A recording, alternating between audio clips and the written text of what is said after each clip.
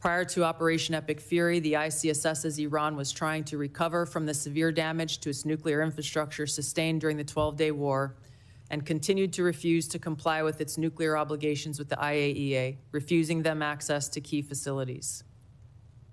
The ICSS says that China, Russia, and North Korea see the United States as a strategic competitor and potential adversary. Iran has long viewed the U.S. as an adversary and is engaged in active conflict with the U.S. as of today. Iran has always had a space launch program, which is flimsy cover for the first part of that intercontinental missile program. I haven't seen any Iranian astronauts in space lately.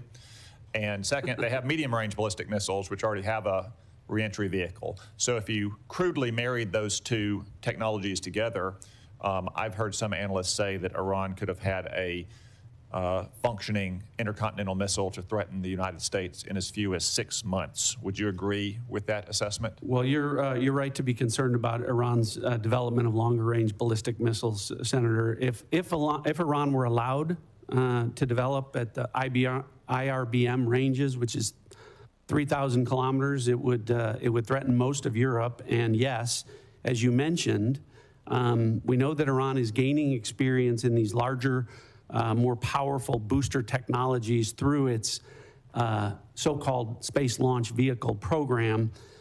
If left unimpeded, yes, Senator, they would have the ability to range missiles to the continental U.S. It's one of the reasons why degrading Iran's missile production capabilities that is taking place right now in Operation Epic Fury is so important to our national security. Thank you, Vice Chairman. The ICSS says that Operation Epic Fury is advancing fundamental change in the region that began with Hamas's attack on Israel on October 7th, 2023, and continued with the 12-day war last year, resulting in weakening Iran and its proxies. The ICSS says the regime in Iran appears to be intact but largely degraded due to attacks on its leadership and military capabilities. Its conventional military power projection capabilities have largely been destroyed, leaving limited options. Iran's strategic position has been significantly degraded. And I appreciated, Director Gabbard, your comments yesterday about agreeing that the president has sole authority, I guess, in his bones to declare whether something is an imminent threat.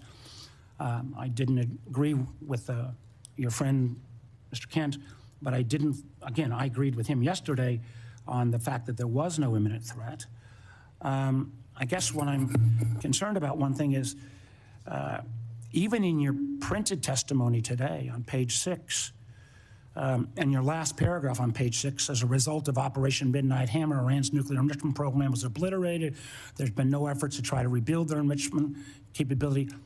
You omitted that paragraph from your oral opening. Was that because the president had said there was an imminent threat 2 weeks? No, sir, I recognize that the time was running long, and I skipped through some of the portions. So you chose to take my oral delivered remarks. You chose sir. to omit the parts that contradict the president. The president continues to say as well that he had no idea, was shocked that the Iranians had moved to take over the Strait of Hormuz. Did you provide any intelligence that would say that it would be that it was not likely that the Iranians would try to move on the strait? I'm not aware of those remarks, and I think those of us here at the table can point to the fact that historically the Iranians have always threatened to leverage their control over why would the president say he was amazed? I'm not aware of those remarks. What about the comments the president made that thought that he was surprised again, reports that Iran struck the adjacent Gulf states? Again, I'm not aware of those remarks. We have well, let me ask you this. Did you brief the president? Did you brief the president? Did you brief the president if he starts a war of choice that the likely result would be that Iran would strike adjacent Gulf nations and close the Strait of Hormuz? Did you brief him on those two facts that I think have been consistently the assumptions of the intelligence community? I have not and won't divulge internal conversations. I will say that those of us within the intelligence community continue to provide the president with all of the best objective intelligence available to inform his decisions. Two of our most significant allies, Canada and the UK, are currently working to sign trade deals with China because they no longer believe the United States is a dependable partner. That's a remarkable statement in 2026. And in the president's war of choice with Iran, a war that has already killed 13 service members, cost Americans, taxpayers, billions of dollars, and scrambled supply chains from oil to fertilizer to aluminum, nobody answered the call when the president asked our allies to help reopen the Strait of Hormuz. As the president's own counterterrorism chief acknowledged in his resignation yesterday, Iran posed no imminent threat to the United States.